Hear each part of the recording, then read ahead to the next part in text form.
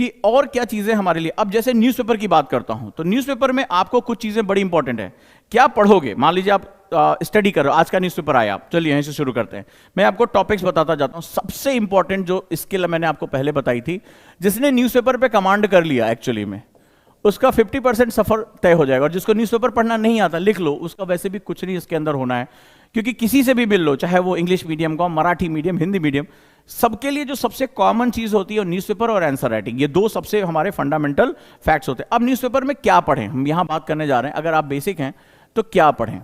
अब जैसे अगर आज का न्यूज़पेपर आपने देखा होगा तो सब जगह एक ही न्यूज़ है, वो है यूक्रेन को लेकर, रशिया को लेकर, ठीक है। तो सबसे पहले हम आईआर की बात करते हैं। जब सिलेबस आपने पढ़ लिया तो इंटरनेशनल रिलेशनशिप की बात करते हैं कि हमें क्या बेसिक पढ़ना होगा।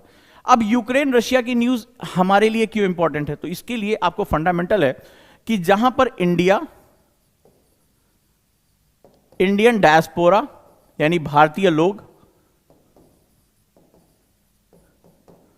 और इंडियाज इंटरेस्ट,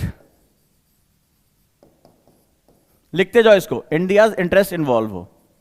तीन चीजें, जहां भारत प्रत्यक्ष तौर पर, लिखो, जहां भारत प्रत्यक्ष तौर पर, भारतीय नागरिक जहां हो, इंडियन डायस्पोरा, और जहां पर इंडियाज इंटरेस्ट इन्वॉल्व है। इंडियाज इंटरेस्ट का मतलब क्या हुआ, जहां पर उसके पॉलिसी इंटरेस्ट, कई बार पॉलिसी इंटरेस्ट बड़ा इंपॉर्टेंट होता है। किसी दो देशों में कुछ बदलाव हो रहा है और इंडिया की फॉरेन पॉलिसी उससे इफेक्ट हो रही है, ठीक है, तो इंडिया की फॉरेन पॉलिसी इफेक्ट हो रही है। इकोनॉमिक, पॉलिटिकल, कल्चरल, लिखते जाओ इसको, बहुत इंपॉर्टेंट है। इस एंगल से न्यूज अब आपको पकड़नी है।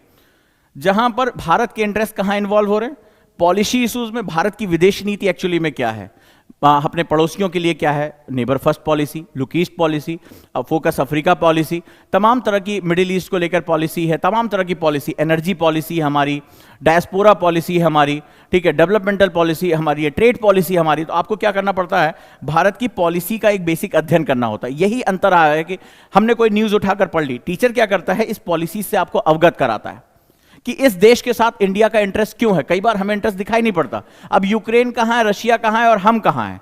लेकिन अगर हम बात करें तो इंडिया का क्या है, रशिया हमारा सबसे पुराना, अगर हम पॉलिसी में बात करें, हमारी पॉलिसी में सबसे पुराना दोस्त कौन रहा है, रशिया रहा है।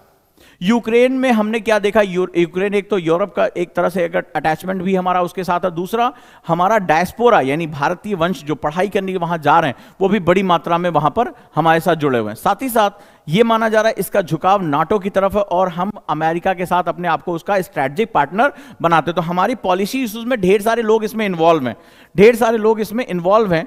तो ये हमारा पॉलिसी इशू हो गया। इकोनॉमिक्स में हमारे लिए क्या है, जैसे रशिया के साथ हम बहुत ज्यादा अपना डिफेंस सिस्टम प्रोक्योर करते हैं, पॉसिबिलिटी है हम अपनी गैस को भी हम उसके साथ लेकर आ सकते हैं। यूक्रेन के साथ हमारा इकोनॉमिकल एक्टिविटी क्या है, हमारी पॉलिटिकल अब पॉलिटिकल का मतलब है कि क्या इंडिया, जैसे बात हो रही कि नेहरू की पॉलिसी थी जो नॉन अलाइन मूवमेंट की, तो क्या इंडिया इससे दूर जा रहा है। हमने पुतिन से बात की, हमने यूक्रेन से बात की, क्या इंडिया इसमें साझेदारी करने के लिए बीच में आ सकता है। बहुत से इशू इस समय चल रहे हैं। किसी भी एक मुद्दे के कई पहलू होते हैं, इसी को हम लोग एनालिसिस बोलते हैं। एक हो गया रीड कर लिया, अरे आज जो टैंक चढ़ गए रशिया के यूक्रेन में, कीव शहर पे कब्जा कर लिया या नहीं किया, तो इतने लोग मारे गए, XYZ दुनिया भर की, ये हो गया पढ़ना।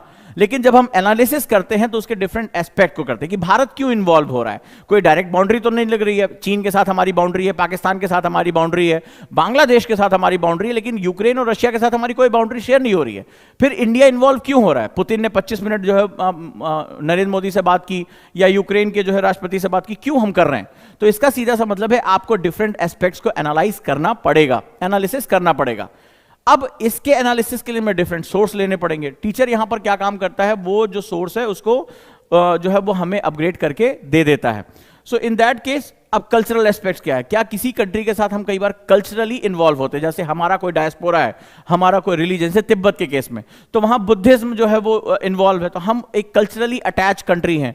हम अगर हम नॉर्थ ईस्ट की तरफ जाते हैं, हम ईस्टर्न एशिया की तरफ जाते हैं, तो कई कंट्रीज के साथ हम अपना क्या करते हैं, कल्चरल सेटअप डेवलप करते हैं। तो तुम्हें भारत के कल्चर और उस देश के कल्चर के बीच में एक साझा पुल है या नहीं है। जापान के साथ जब हम बात करते हैं तो कल्चरल टाई अप्स की हम बात करते हैं, ईरान के साथ बात करते हैं तो हम कल्चरल टाई अप की बात करते हैं। तो आपको जब आईआर आप पढ़ें तो इंडिया, जहां इंडिया डायरेक्टली इन्वॉल्व हो, मान लो इंडिया किसी ग्रुप में जा रहा है या किसी ग्रुप में ऐसे लोग जा रहे हैं, मान लीजिए पाकिस्तान, चीन, ये सब मिलकर जो है वो एक ऐसा ग्रुप बना रहे हैं जो एंटी इंडिया है। अब इंडिया उसमें शामिल नहीं है, तो तुम्हें क्या उसको पढ़ना चाहिए नहीं पढ़ना चाहिए? ऐसा ग्रुप बना रहे हैं जो इंडिया के खिलाफ है। मान लो तमाम देश ऐसे हैं जो आतंकवाद को बढ़ावा देने वाले हैं, जिनकी आइडियोलॉजी ही आतंकवाद की है, अब वो ग्रुपिंग बना रहे हैं। तो इंडिया को उसमें इंडिया कहीं दूर दूर तक नहीं, ना तो वो कहीं शेयर कर रहा है बाउंड्री, लेकिन इंडिया का इंटरेस्ट उसमें इन्वॉल्व है। क्यों? क्योंकि इंटरनल सिक्योरिटी पॉलिसी हमारी कौन सी है? Internal and external security. तो हमारी बाह्य सुरक्षा, हमारी आंतरिक सुरक्षा उसमें हैम्पर होगी। वो देश क्या होंगे? वो देश ग्रुप करके इविल फैक्टर क्रिएट करेंगे ताकि भारत के अंदर बम ब्लास्ट हो, भारत के अंदर जो है इनस्टेबिलिटी आए, स्पाई नेटवर्क को क्रिएट करेंगे, स्लीपर सेल को क्रिएट करेंगे।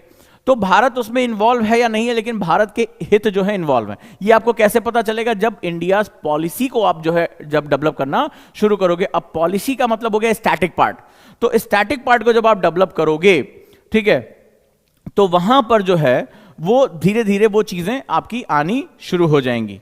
क्लियर है? अब जैसे रशिया और यूक्रेन की बात करें तो रशिया यूक्रेन में ऐसा लग रहा है कि कोई बहुत बड़ा मुद्दा नहीं बन रहा है, लेकिन जब आप हथियार लॉबी जो अमेरिका की, मतलब दुनिया की टॉप 5 हथियार कंपनी में 5 अमेरिका की हैं, ठीक है, दुनिया का 80% हथियार जो है अगर बात कर लें तो वो केवल और केवल 70 to 80% हथियार जो है ब्रिटेन और अमेरिका किसी न किसी रूप में बेच लेते हैं। 2 साल से कोविड था ना, आतंकवादी कुछ खरीद रहे थे, ये आतंकवादियों को भी हथियार यही बेचते हैं, उनको आसमान से थोड़ा ना टपकता है। तो बेसिकली क्या होता है, हथियार यही बेचते हैं, उनको वहीं से मिलता है, गाड़ियां, वेपन्स उनको वहीं से मिलते हैं। तो 2 साल से कोरोना ने तो सबको एक बराबर नापा था, चाहे तुम राष्ट्रपति हो चाहे तुम आतंकवादी हो, कोरोना सबको होना है, निपटना सबको। तो 2 साल से सब लोग बेरोजगार बैठे थे। अब हथियार लॉबीज का घाटा बढ़ता जा रहा था। अब क्या होगा? जब तक दुनिया में युद्ध नहीं होगा तब तक हथियार बिकेंगे कहां? कल तुरंत पोलैंड ने 5 मिलियन के हथियार दे दिए। गिफ्ट थोड़े नहीं होंगे कि गिफ्ट रैप में हैप्पी बर्थडे टू यू खोलो तो बम निकलेगा इसमें, नहीं।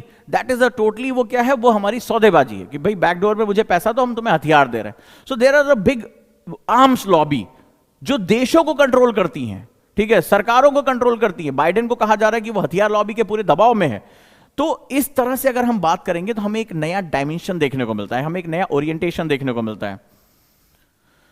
तो अगर हम इस तरह से चलते हैं तो that is very good for me. तो अब जब आप आईआर की स्टडी करें तो आपको इतने एस्पेक्ट देखने पड़ेंगे। भारत, भारतीय डायस्पोरा, भारत के जो लोग हैं कहां का, भारतीय ऑपरेशन क्या चलाया? ऑपरेशन गंगा। सो ऑपरेशन गंगा क्या है? भारतीयों को वहां से निकालना। अब इसमें भी कितने वहां भारतीय क्यों वहां शिक्षा के लिए गए? क्या भारत में उच्च शिक्षा नहीं है? ठीक है, तो वहां की शिक्षा व्यवस्था में ऐसी कौन से इन्वॉल्वमेंट है? अब वहां से भारतीयों को तुरंत निकालना जरूरी है। भारत के लोग वहां पढ़ने क्यों गए? यूक्रेन के साथ हमारा क्या टाई अप है? हमारा क्या एजुकेशनल टाई अप है? क्या हमारा जो बिजनेस टाई अप्स हैं जिसकी वजह से भारत के लोग यूक्रेन पढ़ने चले गए? भारत में क्या शिक्षा व्यवस्थाएं नहीं है? तो आपको ये जो डायमेंशंस होते हैं ये सोचना बहुत जरूरी होता है, ठीक है, ये डायमेंशन सोचना बहुत जरूरी होता है। तो आईआर में ये कुछ चीजें याद रखिएगा। एक, डायरेक्टली इंडिया इन्वॉल्व होता है, इंडियन डायस्पोरा, भारत के वंशज लोग हैं वो इन्वॉल्व होते हैं, इंडियाज इंटरेस्ट इन्वॉल्व है, चाहे वो प्रत्यक्ष या अप्रत्यक्ष यानी डायरेक्ट और इनडायरेक्ट इन्वॉल्व है। और इसको पढ़ने के लिए आपको भारत की जो पॉलिसीज हैं वो पता होना चाहिए, भारत का इकोनॉमिक स्ट्रक्चर पता होना चाहिए, भारत का पॉलिटिकल स्ट्रक्चर पता होना चाहिए कि हमारा पॉलिटिकल स्ट्रक्चर किस तरह से करता है। और जब मैं पॉलिटिकल बात करता हूं तो यहां पर यह बात नहीं कि बीजेपी, कांग्रेस, सपा, XYZ। जब पॉलिटिकल स्ट्रक्चर की बात करते हैं, हर प्रधानमंत्री, जो देश का प्रधानमंत्री है, तो उसकी अपनी एक विदेश नीति होती है, ठीक है। आपने गुजराल डॉक्ट्राइन के बारे में पढ़ा होगा, आपने वाजपेयी पॉलिसी के बारे में पढ़ा होगा, मोदी डॉक्ट्राइन पढ़ा होगा, आपने नेहरूवियन फॉरेन पॉलिसी के बारे में पढ़ा होगा, इंदिरा गांधी की जो पॉलिसी है वो भी आपने पढ़ा होगा। तो इंदिरा गांधी ने बांग्लादेश में इंटरवीन किया था, उससे पहले, उसके बाद जो गुजराल आए उन्होंने neighbours first non intervene policy को फोकस किया। तो अलग अलग प्रधानमंत्रियों के काल में अलग अलग तरह की विदेश नीतियां चलती हैं, ये समय के साथ बदलती रहती हैं। तो आपको इसके लिए भी बहुत अपडेट होना पड़ता होगा, क्या हमारा पॉलिटिकल स्ट्रक्चर है, किस तरह के वो लेफ्ट पार्टीज हैं, वो राइट विंग पॉलिटिक्स हैं, तो किस तरह की पॉलिटिक्स जो है वो इन्वॉल्व करते हैं, तब जाकर एक इशू डेवलप होता है। नहीं तो प्रधानमंत्री किस तरह की नीतियां लेकर चल रहे। जैसे इंदिरा गांधी ने क्या किया, इंदिरा गांधी ने कहा कि नहीं, हम जो बांग्लादेश में इंटरवीन किया, उससे पहले हम नेबर के मामले में हम हस्तक्षेप नहीं करते थे। राजीव गांधी आए, उन्होंने भी जो है ये पॉलिसी अपनाई कि भाई हम पड़ोसियों के मामले में दखल नहीं दे रहे हैं। लेकिन श्रीलंका में उन्होंने जो है शांति सेना भेजी, जिसकी कीमत उनको अपनी जान देकर चुकानी पड़ी। तो इस तरह के जो पॉलिटिकल अनरेस्ट भी होते हैं वो भी इसी कारण से जन्म लेते हैं। तो काफी जो गहरा जो है ये एक डीप सेगमेंट होता है। तो अब आपको समझ में आया कि जैसे आज मुद्दा चल रहा है, तो आप जब न्यूज़पेपर उठाएं तो आईआर में आप क्या पढ़ें। अब पहले जो होता है क्या होता है, इसका एक डायमेंशन क्रिएट करना पड़ता है कि मुझे क्या क्या पढ़ना है। रीडिंग और एनालिसिस के बीच का अंतर बहुत महत्वपूर्ण होता है, और ये हमें टीचर के साथ डिस्कशन करने में ही समझ में आता है। So now it's important journey. आप कुसुम मैम के साथ ये जर्नी शुरू कर सकते हो, और मैंने कहा भी कि अभी हमारे बच्चे जो आज से जुड़ना शुरू हो जाएंगे, अब मैं यही कहूँगा कि first come first serve basis है। 500 रुपीज़ में तो न्यूज़पेपर महीने भर का लगभग यही कॉस्ट हो जाती है, और एक न्यूज़पेपर कभी भी आपका एनालिसिस पूरा नहीं कर सकता, ठीक है। हर अलग अलग न्यूज़पेपर में अलग अलग लोग लिखते हैं, जैसे सी राजा मोहन इंडियन एक्सप्रेस पे लिख रहे हैं, तो जो है वो कुछ अच्छे लोग जो है, मान लो हर्ष पंत हैं जो हिंद महासागर या एशिया पैसिफिक पे वो अपनी स्पेशलाइजेशन रखते हैं, वो जागरण पे लिख रहे हैं या हिंदू पे लिख रहे हैं। तो अलग अलग जो स्पेशलिस्ट होते हैं वो अलग अलग न्यूज़पेपर में लिखते हैं। अब आप मान लो द हिंदू, इंडियन एक्सप्रेस और दैनिक जागरण खरीदने लगो तो 1000 रुपए के आसपास आपका बिल बन गया। ये सिर्फ खाली खरीदने का, पढ़ने का जो इन्वॉल्वमेंट होगा उस पर पहले मुझे डायमेंशंस क्रिएट करने होंगे, ये सब बहुत दूर जाएगा। तो ये 500 रुपए अभी मौका है, ये 1000 रुपए इसकी फीस है, 500 रुपीज फॉर दिस बैच। तो आप उनके साथ जा सकते हैं। और ऐसा नहीं है, मैम की ढेर सारी क्लासेस ओजांग टाइम्स चैनल पे पड़ी हुई हैं, यूट्यूब चैनल पे। जब बच्चे कंफर्टेबल हुए, बच्चों ने कहा कि मैम हमें आपके साथ स्ट्रक्चर प्रोग्राम चाहिए, हमें इसका, देन आई डिसाइडेड कि नहीं, अब ये टाइम है कि हम बैच शुरू कर सकते हैं। बच्चे टीचर के साथ कंफर्टेबल हैं, उनकी टीचिंग स्टाइल उनको समझ में आ रही है, उनकी वे ऑफ टीचिंग समझ में आ रही है, उनकी हेल्प हो रही है, देन स्टार्टेड वी प्रोग्राम। तो आप जो है वो इसके